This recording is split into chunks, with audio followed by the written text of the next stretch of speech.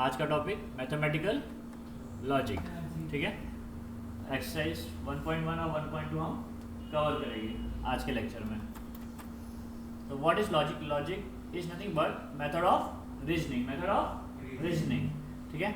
And also known as boolean logic, mathematical logic और symbolic logic. इसको अलग अलग नाम से जाना जाता है चैप्टर को, ठीक है ना। क्या क्या बोला जाता है इसको? बुलियन लॉजिक, मैथमेटिकल लॉजिक या symbolic logic. The logic word is derived from the Greek word logos। कौन से वर्ड से डिराइव हुआ ये? logos, ठीक है। ये सब आपको ऑब्जेक्टिव में आ सकता है, थोड़ा ध्यान देना थ्योरी पार्ट में, ठीक है। The meaning of logos means reason. ये वर्ड का मतलब ही क्या है? रीजन। इसी रीजन वर्ड से क्या बन गया? रीजनिंग। और रीजनिंग का मतलब क्या हुआ? Logic. The study of logic help in increasing one's ability of systematic and logical reasoning, ठीक है। इस चैप्टर की स्टडी के बाद में आप सिस्टमेटिकली कोई भी टॉपिक को समझ सकते हो और लॉजिकली रीजन दे सकते हो, ठीक है। सिस्टमेटिक समझने में और लॉजिकल रीजनिंग देने में ये चैप्टर थोड़ा यूजफुल है। It also helps to develop the skill of understanding validity of a statement. कोई भी स्टेटमेंट कितना वैलिड है उसे समझने में भी ये मदद करेगा, ओके, ठीक है। अब एक्सरसाइज 1.1 स्टार्ट करने के पहले हम लोग टाइप ऑफ सेंटेंसेस देखते हैं। बेसिकली 5 टाइप के सेंटेंसेस आपको कवर करेंगे। कितने? 5 टाइप के सेंटेंसेस को समझने के बाद में आप एक्सरसाइज 1.1 सॉल्व कर सकते हो, ठीक है। तो सबसे पहला टाइप का जो सेंटेंस है वो है आपका स्टेटमेंट। क्या है वो? स्टेटमेंट। What is statement? और statement is either true or false but not both simultaneously, ठीक है। कोई भी स्टेटमेंट ट्रू हो सकता है या फिर वो फॉल्स हो सकता है, बट दोनों भी साथ में वो नहीं हो सकता, ठीक है। Declarative assertive sentence make a statement, ठीक है। तो ये जो स्टेटमेंट है वो कैसा होगा? डिक्लेरेटिव या फिर असर्टिव, ठीक है। मतलब डिक्लेरेटिव इन द सेंस कुछ वो डिक्लेयर करेगा, कुछ इन्फॉर्म करेगा वो आपको। एग्जाम्पल देखते हैं इसके कुछ। दे टेल अस समथिंग, ठीक है। मतलब ये जो स्टेटमेंट है वो कुछ इन्फॉर्मेशन बता रहे। क्या बता रहे? कुछ इन्फॉर्मेशन बता रहे हैं। They give us information and they normally and with a full stop, ठीक है। ये जितने भी स्टेटमेंट्स हैं, ठीक है, स्टेटमेंट टाइप की जो सेंटेंस है, कौन से स्टेटमेंट टाइप की जो सेंटेंसेस है वो डिक्लेरेटिव असर्टिव सेंटेंस होता है। कुछ बताते हमें, इन्फॉर्म करते हैं, ठीक है। टेल अस समथिंग, इन्फॉर्म करते हैं और वो फुल स्टॉप से एंड होते हैं। फुल स्टॉप से क्या होता है? एंड होता है, ठीक है। Next imperative. नेक्स्ट सेंटेंस क्या? इम्परेटिव। फिर आपको अच्छे से पता है ये इम्परेटिव सेंटेंस क्या होता है? ऑर्डर, रिक्वेस्ट, कमांड, है ना। This sentence is expressing command और ऑर्डर, रिक्वेस्ट, एडवाइस और वार्निंग। ऐसे स्टेटमेंट में अगर कुछ हमें दिख रहा है, रिक्वेस्ट दिख रहा है, कमांड दिख रहा है, ऑर्डर दिख रहा है, वार्निंग दिख रहा है, तो सारे सेंटेंस को क्या बोलेंगे हम लोग? इम्परेटिव, ठीक है। Next interrogative. इंट्रोगेटिव यानी क्वेश्चन, कुछ क्वेश्चन पूछा गया आपको, ठीक है। Interrogative sentences ask a question. हमें क्या पूछते हैं? कुछ क्वेश्चंस पूछते हैं वो लोग। They ask you something, they want information and they always and with a question mark. Interrogative sentence को आइडेंटिफाई करना बहुत इजी। लास्ट में क्या होगा? क्वेश्चन मार्क, ठीक है। नेक्स्ट आपका एक्सक्लेमेटरी सेंटेंस। कौन सा सेंटेंस? Exclamatory sentence. तो एक्सक्लेमेटरी सेंटेंसेस में हमेशा कुछ इमोशंस दिखाए जाते हैं। क्या दिखाए जाते हैं? कुछ emotions. Exclamatory sentence and with a exclamatory mark, ठीक है। तो कोई भी अगर क्वेश्चन आता है तो वहाँ पे आप देखो, पहला अगर एक्सक्लेमेटरी मार्क है तो वो क्या हो गया आपका? Exclamatory sentence. क्वेश्चन मार्क है तो इंट्रोगेटिव सेंटेंस, ठीक है। ऑर्डर, कमांड, रिक्वेस्ट, एडवाइस ये सब है तो इम्परेटिव। कुछ भी नहीं है तो आपका वो स्टेटमेंट हो जाएगा। क्या हो जाएगा? वो स्टेटमेंट, ठीक है। स्टेटमेंट को आइडेंटिफाई करने के लिए आप देखो बाकी सब कंडीशन सेटिस्फाई हो रही है क्या? बाकी अगर एक भी कंडीशन सेटिस्फाई हो रही है तो वो पर्टिकुलर सेंटेंस है। एक भी कंडीशन सेटिस्फाई नहीं हो रही है तो वो आपका क्या हो जाएगा? स्टेटमेंट। क्या हो जाएगा? स्टेटमेंट। इन 4 सेंटेंसेस के अलावा एक और सेंटेंस है, वो आपका ओपन सेंटेंस। क्या है आपका? ओपन सेंटेंस, ठीक है। क्या होता है ओपन सेंटेंस? देखते हैं। Open sentence is a statement whose truth can vary according to some condition which are not stated in the sentence, ठीक है। ये भी एक स्टेटमेंट ही है बट इसका जो ट्रूथ वैल्यू है वो हम असर्टन नहीं कर सकते, ठीक है ना। वो किसी कंडीशन के ऊपर डिपेंड है, वो किसी कंडीशन के ऊपर डिपेंड है, ठीक है। तो ऐसे सेंटेंसेस को हम क्या बोलेंगे, ओपन सेंटेंस। क्या बोलेंगे, ओपन सेंटेंस, ठीक है। तो आपको एक्सरसाइज 1.1 सॉल्व करने के लिए ये 5 टाइप के सेंटेंसेस पता होने चाहिए, ठीक है। 5 टाइप ऑफ सेंटेंसेस, अगर आपको 5 टाइप के सेंटेंसेस पता है तो आप एक्सरसाइज 1.1 बड़े इजीली सॉल्व कर सकते हो, ठीक है। तो स्टार्ट करते हैं हम लोग। क्वेश्चन में क्या पूछा हुआ है, state which of the following sentences are statement, justify answer if it is a statement, ठीक है। बताना आपको कौन सा सेंटेंस स्टेटमेंट है, कौन सा सेंटेंस स्टेटमेंट। क्या एक टाइप ऑफ सेंटेंस है, बरोबर ना। 5 टाइप के सेंटेंस हमने देखे थे, उसमें स्टेटमेंट एक टाइप ऑफ सेंटेंस है। तो कौन सा सेंटेंस स्टेटमेंट है, justify your answer if it is a statement. अगर वो स्टेटमेंट है तो आप उसे बताना आपको स्टेटमेंट है, and write down it's truth value. Truth value यानी कि वो सेंटेंस जो स्टेटमेंट है वो ट्रू है कि फॉल्स है, वो ट्रू है कि फॉल्स है, ठीक है। अगर सेंटेंस स्टेटमेंट नहीं हुआ, अगर सेंटेंस स्टेटमेंट नहीं हुआ, ठीक है, तो ट्रूथ वैल्यू फाइंड करने की जरूरत नहीं है, क्योंकि स्टेटमेंट ही ट्रू हो सकता है या फिर फॉल्स हो सकता है, बरोबर। हमने पढ़ा था जो स्टेटमेंट होते हैं वो ट्रू हो सकता है या फिर फॉल्स हो सकता है। तो अगर आपका सेंटेंस स्टेटमेंट है तो आपको ट्रूथ वैल्यू बतानी है, अगर आपका सेंटेंस स्टेटमेंट नहीं है तो ट्रूथ वैल्यू बताने की जरूरत नहीं है। कौन से टाइप का सेंटेंस है बता के एंड अप कर दो वो, ठीक है। ओके, तो पहला क्वेश्चन देखते हैं। पहला क्वेश्चन दिया है, a triangle has an side. Triangle के एन साइड, एन मतलब बहुत सारे साइड होते हैं, ट्राइंगल के बहुत सारे साइड होते हैं क्या, नहीं। अच्छा, ये तो हमें पता चल गया ट्राइंगल के बहुत सारे साइड नहीं होते, बट सम स्टार्ट करने के पहले हम देखेंगे स्टेटमेंट है कि नहीं। ये स्टेटमेंट है क्या, हाँ ये स्टेटमेंट है, ठीक है। कैसे मालूम पड़ा, ये ओपन सेंटेंस तो नहीं है, कोई कंडीशन के ऊपर तो डिपेंड नहीं करता। सेकेंडली इंपेरेटिव नहीं है, ऑर्डर नहीं है, कमांड नहीं, रिक्वेस्ट नहीं है, एक्सक्लेमेटरी मार्क नहीं, क्वेश्चन मार्क नहीं, कुछ भी नहीं है, तो आप इसको क्या बोलोगे, स्टेटमेंट। और देखो एंड में फुल स्टॉप से भी एंड हो रहा है, ये सेंटेंस क्या हो गया आपका, स्टेटमेंट। और ये ट्रू है क्या फॉल्स है, फॉल्स है, क्योंकि ट्राइंगल के एंड साइड नहीं होते, सिर्फ 3 साइड्स ही होते हैं, ठीक है। एंड मतलब मैनी साइड्स होते हैं, ठीक है। तो let's see solution. It is a statement which is false, hence its truth value is false, ठीक है। सिम्बॉलिकली आपको एफ ही लिखना है, ठीक है, आंसर में भी। तो इस तरीके के आपके क्वेश्चन सॉल्व करना है, कम से कम 15 या 20 कुछ क्वेश्चन है इसी को लेके, ठीक है। तो पहला क्वेश्चन हमारा सॉल्व हो गया। Moving to second question, the sum of interior angle of a triangles is 180। पहले आप देखो सेंटेंस है, स्टेटमेंट है कि नहीं है, स्टेटमेंट है, कुछ हमें इन्फॉर्म कर रहा है, कुछ हमें बता रहा है, बरोबर ना। ये आपका स्टेटमेंट है। अभी ट्रू है कि फॉल्स है, ये ट्रू है। इंटीरियर एंगल का जो टोटल होता है, ये कॉन्सेप्ट आपका 9th या 10th स्टैंडर्ड में था, 9th और 10th स्टैंडर्ड में था, बरोबर ना। तो sum of interior angle is always 180, true है, हमें पता ही है, बरोबर ना। तो हम इसको कंक्लूड करके लिखते वापस। Solution, it is a statement, पहले हमने बता दिया, which is true, hence its truth value is true, बरोबर।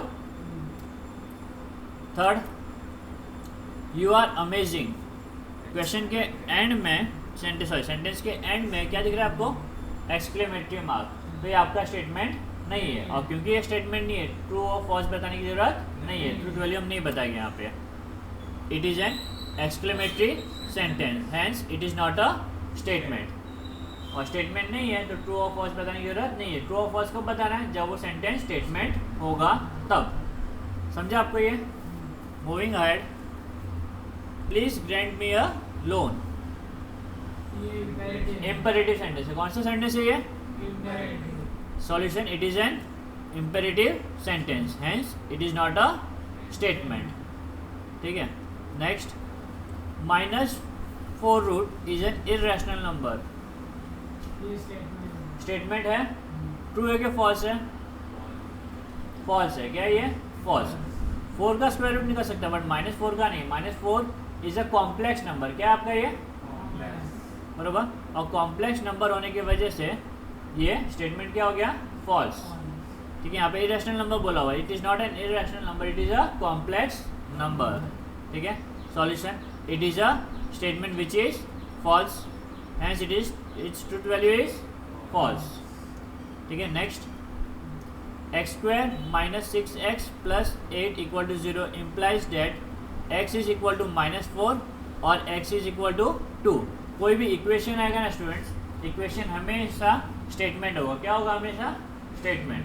तो इक्वेशन को लेके कंफ्यूज होना नहीं, हर इक्वेशन एक इन्फॉर्मेशन ही है जो आपको कुछ बता रहा है, ठीक है, और वो आपका स्टेटमेंट होगा। ठीक है। अभी ये कंडीशन सेटिस्फाई हो रहा है कि नहीं हो रहा है, इसके लिए क्या करना पड़ेगा? -4 को आपको x की जगह पे पुट करके चेक करना पड़ेगा। तो -4 का स्क्वायर कितना होगा? तो ये 16 हो गया पहला नंबर। माइनस डालोगे इधर -4 तो माइनस माइनस प्लस प्लस होगा, और 6 4 जा 24, तो 16 plus 24 plus 8 is equal to 0। नहीं, कहाँ बरोबर है? फॉल्स है ना। ये कितना आया पहले वाला? 16 माइनस नहीं प्लस हो जाएगा ना, वो -4 दिया हुआ है। ठीक है। तो क्या हो जाएगा? ये फॉल्स हो गया। क्या हो गया ये स्टेटमेंट? फॉल्स। -2 का एक फॉल्स आ गया तो फॉल्स से हो गया वो। ठीक है। Solution, it is a statement which is false, hence its truth value is false. ठीक है। एक भी फॉल्स आ गया तो खत्म हो गया ना। और ये क्वाड्रेटिक इक्वेशन, इसमें 2 आंसर मिलते हैं हमें, बरोबर ना। तो अगर एक गलत है तो दिखती बात है पूरा सेंटेंस ही क्या हो गया, इसमें पूरा स्टेटमेंट ही क्या हो गया? False. Next, he is an actor. ये स्टेटमेंट नहीं है, ये ओपन सेंटेंस है। अभी ही कौन है पता है आपको? जिसके बारे में यहाँ पे बोला गया हुआ है वो कंडीशन है, मतलब आगे वाला पर्सन का नाम आएगा तब हमें मालूम पड़ेगा वो एक्टर है कि नहीं है। आप इसके बारे में नहीं बता सकते हो, ठीक है ना, करेक्ट। तो ऐसे सेंटेंसेस क्या हो गए? आपके ओपन सेंटेंस। क्या हो गया? Open sentences. ये जो स्टेटमेंट है वो कंडीशन के ऊपर डिपेंड है, इसीलिए इसको हम क्या बोलेंगे? स्टेटमेंट है नो डाउट, बट कंडीशन के ऊपर डिपेंड है ना, इसीलिए इसको हम क्या बोलेंगे? Open sentences. Solution, it is an open sentence, hence it is not a statement. Did you eat lunch yet? Question आ गया, यानी कि interrogative. It is an interrogative sentence, hence it is not a statement, hence it is not a statement. Have a cup of cappuccino, ये imperative sentence है। क्या है? Imperative sentence है। It is an imperative sentence, hence it is not a statement. Next, x plus y square is equal to x square plus 2xy plus y square for all x y belongs to real number. ठीक है। आप कोई भी number ले लो यहाँ पे, ठीक है, तो आपको हर टाइम ये ही मिलेगा वैल्यू। ठीक है। कोई भी नंबर लेके अगर हम सॉल्व करेंगे तो ये इक्वेशन प्रॉपर ही मिलेगा, ये इक्वेशन आपको प्रॉपर ही मिलेगा, इक्वेशन गलत नहीं होने वाला, बरोबर ना। और ये इक्वेशन इसलिए क्या हो गया? स्टेटमेंट। और ये क्या आपका? ट्रू। तो लिखेंगे it is a statement which is true, hence its truth value is true. समझा आपको ये? Moving ahead, every real number is a complex number. हर रियल नंबर कॉम्प्लेक्स नंबर होता है। हाँ, होता है। कॉम्प्लेक्स नंबर सबसे बड़ा नंबर है ना।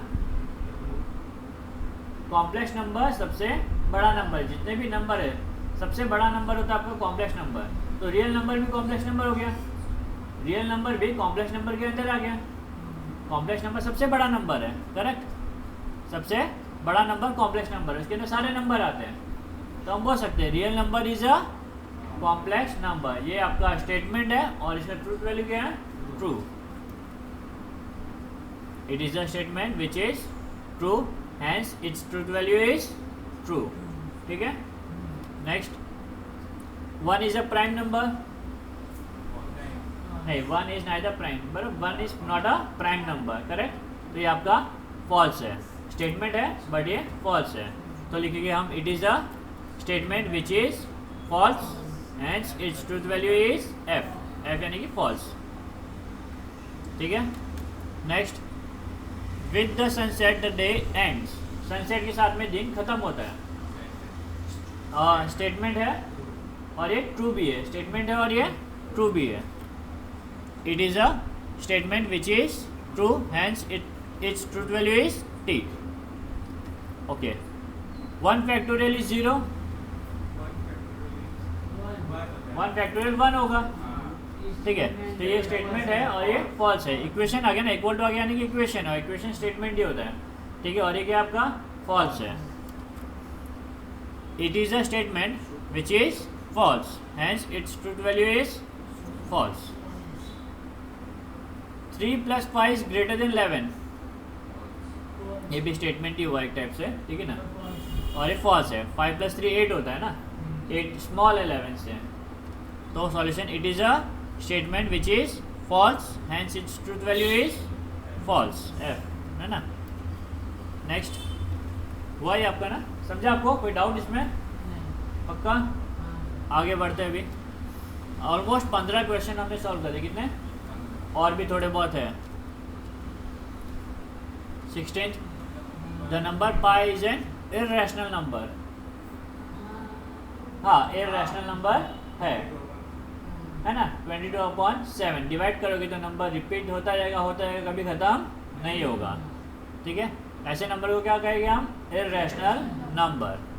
It is a statement which is true, hence its truth value is T.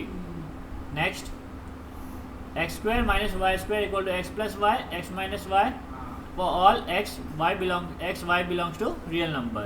Correct. अब कोई भी नंबर लो, ये इक्वेशन सेटिस्फाई होगा, और ये इक्वेशन इसलिए स्टेटमेंट भी हुआ। It is a statement which is true, hence its truth value is T. The number 2 is the only even prime number. नहीं, ट्रू है। इवन नंबर प्राइम नंबर भी होना चाहिए, इवन भी होना चाहिए और प्राइम भी होना चाहिए। ऐसा सिर्फ एक ही नंबर है, वो है 2, ठीक है। इसके अलावा कोई भी नंबर देखोगे तो वो प्राइम नंबर नहीं होगा वो, ठीक है। एक ही इवन नंबर प्राइम नंबर है, जो कि है 2। तो ये स्टेटमेंट है और ये ट्रू है। तो it is a statement which is true, hence its truth value is T. 2 coplanar lines are either parallel or intersecting. इसका मतलब क्या हुआ? इसका मतलब सबसे पहले हम समझते हैं, ठीक है। 2 कोप्लेनर लाइन, तो कोप्लेनर लाइन क्या होती है? कोई भी प्लेन में अगर आप 2 लाइन ड्रॉ करोगे तो वो लाइन आइदर पैरेलल होगी, नहीं दिख रही है, ठीक है, अलग बात है। आइदर वो पैरेलल और लाइन्स होगी, बरोबर, क्या होगी? पैरेलल लाइन्स होगी, या फिर वो 2 लाइन क्या होगी? इंटरसेक्टिंग। इसके अलावा कोई थर्ड ऑप्शन तो है नहीं।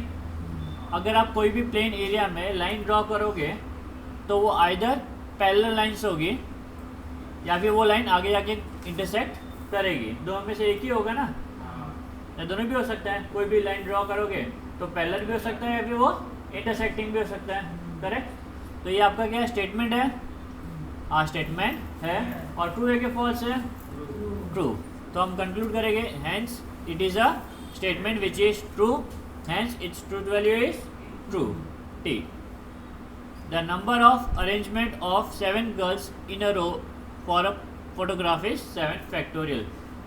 अरेंज करना है, 7 गर्ल्स को फोटोग्राफ के लिए अरेंज करना है अलग अलग तरीके से, तो उसको हम 7 फैक्टोरियल वे में कर सकते हैं। आपका 11th में टॉपिक था परम्यूटेशन कॉम्बिनेशन। तो ये क्या हो गया आपका? ट्रू। क्या हो गया? ट्रू। स्टेटमेंट है और ये आपका ट्रू भी है। It is a statement which is true, hence its truth value is true. समझा आपको? ये 20 क्वेश्चन कंप्लीट हो गए। कितने? 20 क्वेश्चन हमने कंप्लीट कर दिए। आगे 21st, give me a compass box. Imperative sentence. कौन सा सेंटेंस है ये? It is an imperative sentence, hence it is not a statement. और जब भी कोई दूसरा सेंटेंस होगा तो उसको हमें बताना है कि वो स्टेटमेंट नहीं है, क्योंकि स्टेटमेंट को ही हम ट्रू या फॉल्स बता सकते हैं, बाकी को नहीं। Bring me the motor car here. Imperative, hence it is not a statement. It may rain today. Open sentence में इट मे रेन हो भी सकता है, कंडीशन के ऊपर डिपेंड करता है ना। It is an open sentence, hence it is not a statement. If a plus b is greater than 7, if a plus b is less than 7, where a is greater than 0 and b is greater than 0, then a is less than 7 and b is less than 7. ठीक है, ये equation के form में है, inequality है, equation का type है, बरोबर ना. तो ये आपका स्टेटमेंट है. अब आपको देखना है कि ट्रू है कि फॉल्स है. ठीक है, क्वेश्चन पहला प्रॉपर्ली समझो. इफ यानी कि क्या, अगर यानी कि गिवन आपको दिया हुआ है, क्या दिया हुआ है, a plus B is less than 7, ये आपको दिया हुआ है. a प्लस बी इज, ये आपको कंडीशन दी हुई है और बोला गया है a इज ग्रेटर देन और इक्वल टू 0. a का जो वैल्यू है वो हमेशा 0 हो सकता है, 0 से ज़्यादा हो सकता है. ठीक है, और दूसरा b जो है वो भी इक्वल टू 0 हो सकता है या 0 से ज़्यादा हो सकता है. यानी कि दोनों भी नेगेटिव तो नहीं हो सकते, 0 हो सकते हैं या फिर 0 से ज़्यादा हो सकते हैं. ठीक है, अगर ऐसा है तो आप बोल सकते हो देन मतलब क्या, प्रूफ करना है आपको. तो आपको प्रूफ करना है कि a का वैल्यू जो है हमेशा आपको 7 से कम लेना पड़ेगा और b का जो वैल्यू है वो हमेशा 7 से कम लेना पड़ेगा. तो ये इक्वेशन सेटिस्फाई करने के लिए, ठीक है, ये इक्वेशन को ये कंडीशन में सेटिस्फाई करने के लिए a का वैल्यू 7 से कम होना चाहिए. तो a का वैल्यू आप 6 ले सकते हो, बरोबर, 6 ले लिया. और मैं ज़्यादा ले नहीं सकती क्योंकि दो नंबर को प्लस करने पे नंबर अगर से ज़्यादा आएगा तो कंडीशन सेटिस्फाई नहीं होगी. तो अगर आप a को 6 लोगे तो b को 0 लोगे तो ये कंडीशन सेटिस्फाई होगी, बरोबर ना. तो ये कंडीशन सेटिस्फाई करने की कंपलसरी a का 7 से कम होना ज़रूरी है या और b का भी 7 से कम होना जरूरी है, क्योंकि दो नंबर को प्लस करने पे आपको 7 से नंबर तब कम मिलेगा जब दोनों भी नंबर 7 से कम हो गए तब, बरोबर ना. अगर एक भी नंबर 7 होगा तो क्या होगा, कंडीशन सेटिस्फाई नहीं होगा. समझा आपको ये. तो एक गिवन स्टेटमेंट है ये. ठीक है, a plus be less than 7 ये आपको दिया हुआ है. अब ये कंडीशन को सेटिस्फाई करने के लिए a का वैल्यू कंपलसरी क्या होना चाहिए, 7 से कम होना चाहिए, तभी इक्वेशन सेटिस्फाई होगा. और या फिर b का वैल्यू भी 7 से कम होना चाहिए तो ये कंडीशन सेटिस्फाई होगा. तो बरोबर दिया स्टेटमेंट, इसमें कोई गड़बड़ नहीं है, कोई दो राय नहीं है. ठीक है, तो ये आपका स्टेटमेंट है और ये क्या आपका ट्रू है. स्टेटमेंट है और ये क्या आपका ट्रू है. समझा आपको ये. तो कंक्लूड करते हैं हम लोग. It is a statement which is true, hence its truth value is t. Okay, last, can you speak in English? Question mark है तो इंट्रोगेटिव है. It is an interrogative sentence, hence it is not a statement. Okay, it is an interrogative sentence, hence it is not a statement. तो ये पहली exercise में 25 सम थे आपके, कितने थे, जो हमने कंप्लीट कर दिए. अब हम मूव करते हैं नेक्स्ट एक्सरसाइज पे. ठीक है, 1.2. अब 1.2 कवर करने के लिए कुछ हमें कॉन्सेप्ट कवर करने पड़ेंगे. कॉन्सेप्ट का नाम क्या यहाँ पे, लॉजिकल कनेक्टिविटी. अब यहाँ पे दो स्टेटमेंट है, हमें पता है स्टेटमेंट ट्रू हो सकता है या फिर फॉल्स हो सकता है. दो स्टेटमेंट को हम साथ में ज्वाइन करेंगे. क्या करेंगे, तो उसके लिए हम कंजंक्शन यूज करने वाले. क्या करने वाले, बरोबर. तो देखते हैं, पढ़ते एक बार. If two simple sentences are joined with a word और a group of word such as and और if then, if and only if. ठीक है, if and only if then the connecting word, ये जो सारे कनेक्टिंग वर्ड है सब क्या आपके कनेक्टिंग वर्ड, उनको हम क्या बोलेंगे, लॉजिकल कनेक्टिविटी. क्या बोलेंगे, लॉजिकल कनेक्टिविटी. समझा आपको ये. ठीक है,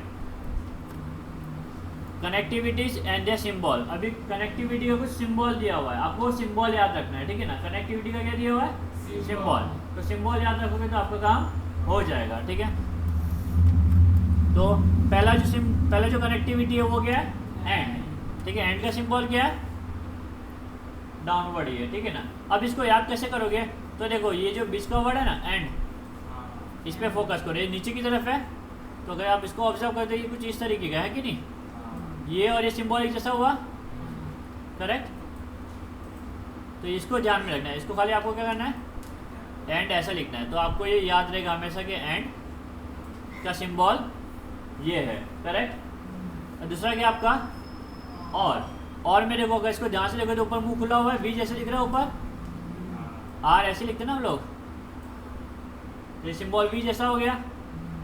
तो और का कनेक्टिविटी का सिंबल वी शेप का है। देखो क्वेश्चन में ही ऑलरेडी हमें इंडिकेटर दिया हुआ है, तो याद करने में ज़्यादा प्रॉब्लम नहीं होगा, ठीक है।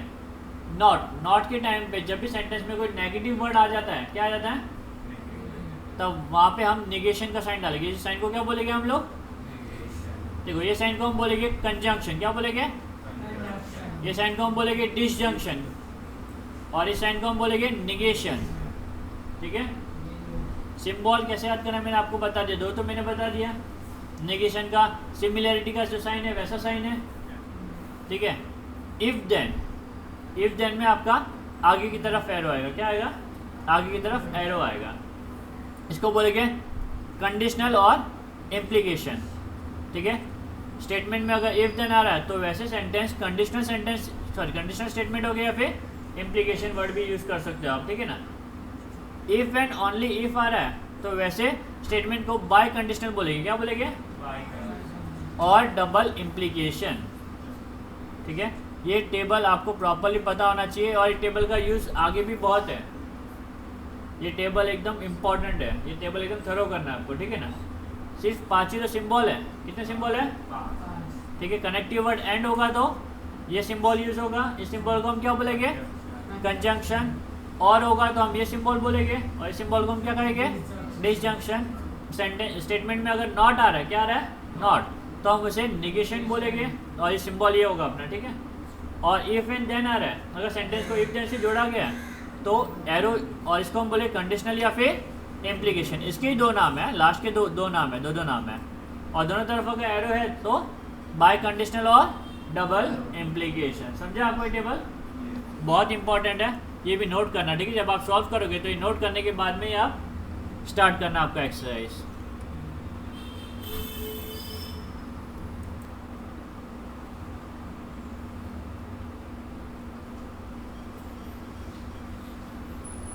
Okay, statements are denoted by letters like P Q are.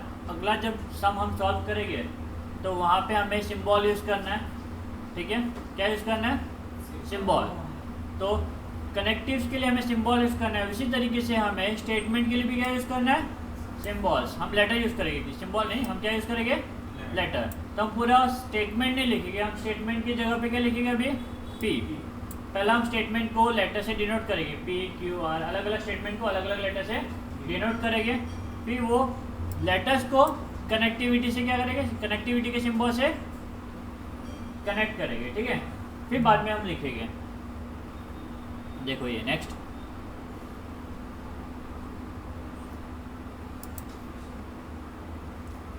Okay, तो पहला क्वेश्चन आपके सामने, ई is a vowel, E is a vowel और 2 + 3 = 5, ठीक है।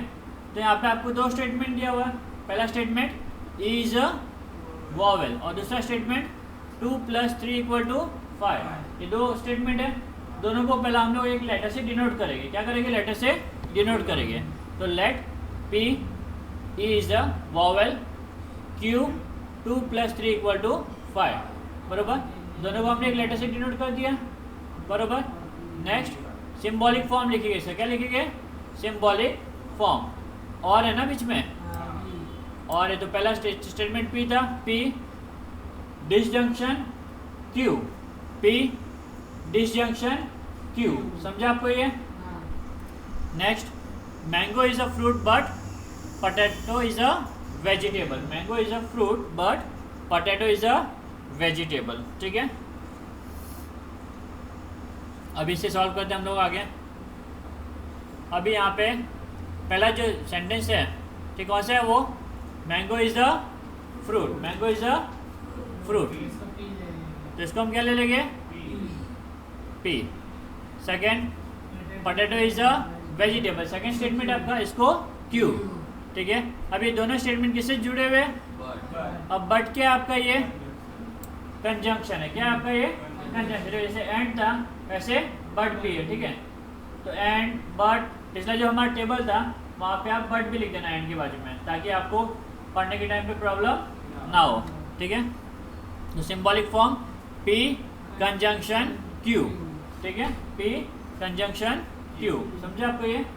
एंड बट दोनों भी कंजंक्शन ही है, ठीक है। थर्ड, मिल्क इज वाइट और ग्रास इज ग्रीन। तो दो स्टेटमेंट वहाँ से, पहला स्टेटमेंट यहाँ पे मिल्क इज वाइट, इसको पी से डिनोट करेंगे, और ग्रास इज ग्रीन को क्यू से, ठीक है। अभी दोनों स्टेटमेंट किससे जुड़े हुए?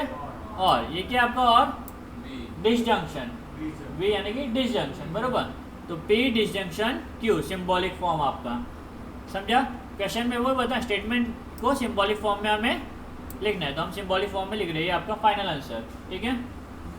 Next, I like playing but not singing. तो यहाँ पे पहला स्टेटमेंट आई लाइक प्लेइंग, दूसरा स्टेटमेंट खाली नॉट सिंगिंग आएगा, I do not like singing, ऐसा आएगा, ठीक है ना। तो आई यूज़ करना है आपको, ये पूरा सेंस कंप्लीट नहीं करना है नॉट सिंगिंग करके। तो I do not like singing, इस तरीके से आपको लिखना है, ठीक है। अब इसमें क्या आपका बट यानी कि क्या आपका कंजंक्शन, तो कंजंक्शन का सिंबल आप यूज़ करोगे यहाँ पे, समझा आपको ये? तो symbolic form P conjunction Q. Next, even though it is cloudy it is still raining. Even though, यहाँ पे क्या आपका नेक्स्ट? Even though. अब इवन दो क्या आपका? इवन दो भी आपका कंजंक्शन ही याद रखना, ठीक है। इवन दो भी क्या आपका कंजंक्शन ही है। तो तीन कंजंक्शन हो गए, पहला कंजंक्शन एंड, दूसरा बट, तीसरा इवन दो। तो ये जो स्टेटमेंट हमने यहाँ पे बनाया यहाँ पे, ठीक है, यहाँ पे एंड के बाजू में क्या लिखोगे? बट, और इसके बाजू में इवन दो, ठीक है। तो आप याद से एंड बट इवन दो तीनों भी कंजंक्शन में आप इसको नोट कर लेना, ताकि जब भी आप टेबल पढ़ोगे तो एक्सरसाइज सॉल्व करने में प्रॉब्लम नहीं आएगी आपको, ठीक है। ओके,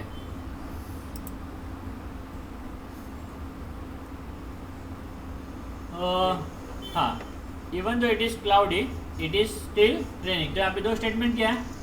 इट इज़ क्लाउडी, जिसको हम ले लेंगे पी, लेटर पी से डिनोट करेंगे, it is still raining Q से डिनोट करेंगे, ठीक है। और इवन दो आपका कंजंक्शन है, तो सिंबॉलिक फॉर्म होगा पी कंजंक्शन क्यू, समझा आपको ये? ओके। Next, logical equivalence. क्या बोला हुआ है यहाँ पे? Logical two statement pattern are sought to be equivalent if their truth tables are identical. Truth table क्या होना चाहिए? Identical. If the statement pattern A and B are equivalent we write the statement has A equivalent B.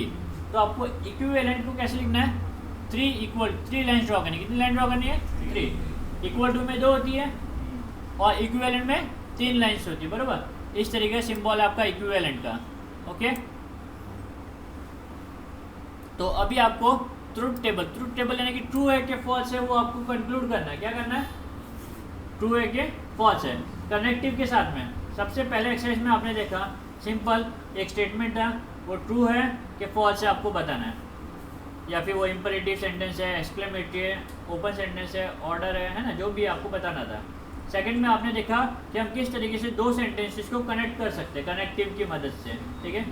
अब third question में हम देखेंगे कि अगर 2 statement connective से कनेक्टेड है और एक ट्रू है दूसरा फॉल्स है, या फिर दोनों ट्रू है, तो आपका फाइनल आंसर क्या होगा? आपका फाइनल आंसर क्या होगा वो हम समझने की कोशिश करेंगे, ठीक है। Note, let the 2 statement P and Q respectively, ठीक है। हम 2 स्टेटमेंट लेंगे, अभी यहाँ पे स्टेटमेंट लिखेंगे नहीं, बट हमने 2 स्टेटमेंट कंसिडर किया, पी और क्यू, ठीक है। इन केस ऑफ कंजंक्शन, ठीक है, कंजंक्शन का symbol correct. If both true then true. अगर कंजंक्शन वाले सेंटेंस है P एंड Q है, P एंड Q है और दोनों भी अगर ट्रू रह गए, अगर दोनों भी अगर ट्रू रह गए तो ही वो स्टेटमेंट क्या होगा, ट्रू होगा। तो ही वो स्टेटमेंट क्या होगा, ट्रू।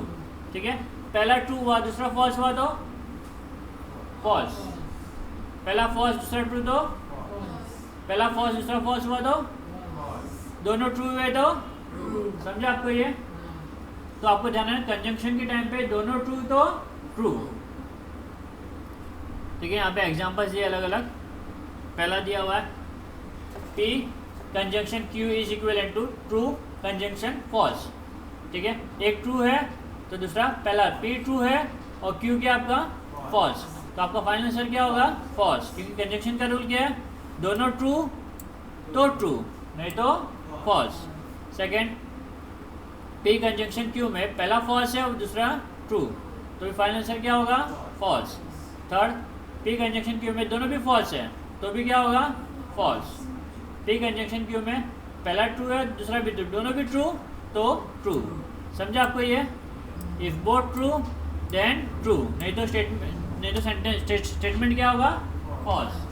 समझा आपको ये। Moving ahead, in case of disjunction if both false then false. अगर दोनों स्टेटमेंट फॉल्स होगा तो ही फॉल्स होगा। ठीक है, तो पहला ट्रू है दूसरा फॉल्स है, कंडीशन सेटिस्फाई किया नहीं, तो ये क्या हो जाएगा, ट्रू। दोनों फॉल्स तो फॉल्स, बाकी सब केस में ट्रू। पहला फॉल्स दूसरा ट्रू तो भी क्या होगा, ट्रू। पहला फॉल्स दूसरा फॉल्स तो फॉल्स, और पहला ट्रू दूसरा ट्रू दोनों भी ट्रू तो ट्रू। यानी कि दोनों फॉल्स हुआ तो ही फॉल्स, नहीं तो सब केस में ट्रू। ऑपोजिट है दोनों भी, ठीक है ना। एंड में मतलब कंजंक्शन में दोनों ट्रू तो ट्रू, डिसजंक्शन में दोनों फॉल्स तो फॉल्स। ठीक, समझा आपको ये। तो अभी दो स्टेटमेंट को हम लॉजिकली कनेक्ट भी करेंगे और उसका ट्रूथ वैल्यू भी बताएंगे हम। ठीक है, second, write down the truth value of the following statement. हमें ट्रूथ वैल्यू लिखनी है स्टेटमेंट की। ठीक है,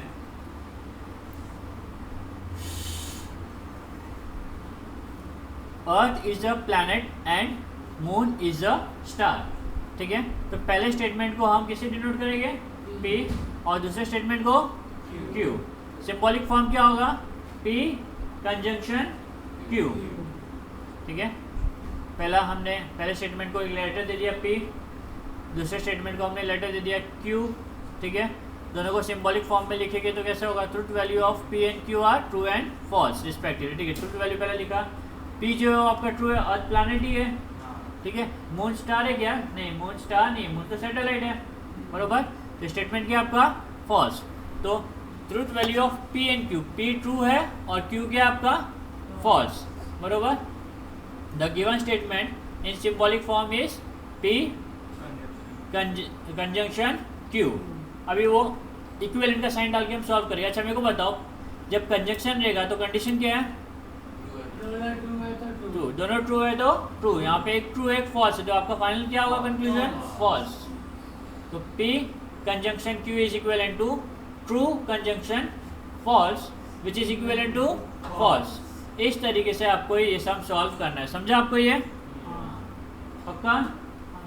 ठीक है, truth value of the given statement is false, final answer ये आपका। ठीक है, ये बोला truth value, right the truth value, तो हमने ट्रूथ वैल्यू लिख दिया। Next, 16 is even number and 8 is perfect square. 16 even number है क्या, है, ट्रू है। एंड यानी कि क्या, conjunction. 8 is perfect square, 8 perfect square है क्या, 2 का स्क्वायर 4, 3 3 जा 9। ठीक है, 2 2 जा 4, 3 3 जा 9, 8 आ ही नहीं रहा है। ठीक है, 4 है 9 है, ये परफेक्ट स्क्वायर है, 4 के बाद में 9 परफेक्ट स्क्वायर है। तो ये सेकंड जो स्टेटमेंट है वो क्या आपका, फॉल्स। पहला सॉल्यूशन सिंबॉलिक फॉर्म, पहला लेटर 16 इज इवन नंबर, ये आपका P हो गया। 8 इज परफेक्ट स्क्वायर Q हो जाएगा आपका। पहला वाला स्टेटमेंट ट्रू है और दूसरा वाला स्टेटमेंट फॉल्स है। The truth value of P and Q are true and false respectively. The given statement is symbolically form is P conjunction Q। Last में आप लिखोगे P conjunction Q is equal to true conjunction false is equal to false, क्योंकि condition क्या है, दोनों true तो true. ठीक है, लास्ट में आपका final answer, the truth value of the given statement is false. Easy. Next, a quadratic equation has two distinct root और 6 is a has 3 prime factor। 6 के 3 prime factor है और quadratic equation has 2 distinct roots। ठीक है, okay. तो quadratic equation has 2 distinct roots, जरूरी नहीं है कि quadratic equation के 2 distinct root हो। कई बार सॉल्व करने पे आपको 2 आंसर मिलेंगे बट दोनों भी आंसर क्या हो गए, सेम हो गए, तो अल्टीमेटली आपका एक ही आंसर मिला। तो ये जो स्टेटमेंट है पहला वाला, क्वाड्रेटिक इक्वेशन है 2 डिस्टिंक्ट रूट, ये क्या हो गया आपका, फॉल्स। एक आंसर भी आपको मिल सकता है। ठीक है, और 6 हैज 3 प्राइम फैक्टर। ठीक है, सबसे पहला फैक्टर्स क्या होते हैं, 6 के फैक्टर कौन कौन से फैक्टर है, 6 के 1 2 3 और 6, ये 4 फैक्टर्स है। कितने फैक्टर है, 4। 1 के टेबल में भी 6 आता है, 2 के टेबल में भी 6 आता है, 3 के टेबल में भी 6 आता है और 6 के टेबल में भी 6 आता है, 4 है। बट प्राइम फैक्टर बोला हुआ है, जैसे प्राइम नंबर्स कितने हुए यहाँ पे, 2 हुए, 2 और 3, तो 2 और 3 2 ही प्राइम फैक्टर है। कितने प्राइम फैक्टर है, 2, करेक्ट। तो क्योंकि 6 के 2 प्राइम फैक्टर है तो ये स्टेटमेंट भी क्या हो गया आपका, फॉल्स। तो पहला स्टेटमेंट भी फॉल्स और दूसरा स्टेटमेंट भी फॉल्स, और ये किससे कनेक्टेड है, और यानी कि डिसजंक्शन, बरोबर। तो डिसजंक्शन का रूल क्या है, दोनों फॉल्स तो फॉल्स, तो अल्टीमेटली फाइनल स्टेटमेंट क्या हुआ आपका, फॉल्स। समझा आपको ये, तो देखते कैसे लिखेंगे हम इसको। पहला स्टेटमेंट को P, लेटर P से डिनोट करें, और क्वाड्रेटिक इक्वेशन है 2 डिस्टिंक्ट रूट। सेकंड वाले को हम लोग Q से डिनोट करेंगे, 6 हैज 3 प्राइम फैक्टर। ठीक है, द ट्रूथ वैल्यू इज दोनों का फॉल्स है, P and Q are false and false respectively, correct. Symbolic form क्या होगा, P डिसजंक्शन Q। ठीक है, तो P disjunction Q equivalent to false disjunction false is equivalent to false. तो आपका फाइनल आंसर क्या आया, false. Therefore the truth value of the given statement is false. ठीक है, लास्ट क्वेश्चन आज का, the Himalayas are the highest mountains but they are part of India in the north east. जहाँ पे 2 स्टेटमेंट है, पहला स्टेटमेंट क्या आपका, Himalaya are the highest mountain. ठीक है, सेकंड स्टेटमेंट दे की जगह पे हम क्या लिखेंगे, हिमालयस ही लिखेंगे। ठीक है ना, तो Himalayas are part of India in the north east. ठीक है, तो अगर आप देखोगे पहला जो स्टेटमेंट है, Himalaya are the highest mountain, yes Himalayas highest mountain है, तो ये क्या हो गया आपका, ट्रू। और ये नॉर्थ ईस्ट में भी लाई करते हैं हिमालयस, तो सेकंड स्टेटमेंट भी क्या हो गया, ट्रू। ठीक है, ये दोनों स्टेटमेंट ट्रू है, और ये किससे जुड़ा हुआ है, बट यानी कि कंजंक्शन। ठीक है, कंजंक्शन का रूल क्या कहता है कि दोनों ट्रू तो ट्रू, तो ये दोनों ट्रू है। हाँ, तो इसका फाइनल स्टेटमेंट क्या होगा, ट्रू। कैसे प्रेजेंट करके देख लेते हैं। पहला, truth value of P and Q are T and T respectively. The given statement is symbolic form is P conjunction Q, therefore P conjunction Q is equivalent to true conjunction true, which is ultimately true, therefore truth value of the given statement is true। समझा आपको ये, इसी के साथ में हमारा 1.1 और 1.2 complete होता है। ठीक है, नेक्स्ट लेक्चर में हम लोग करेंगे 1.3। ठीक है।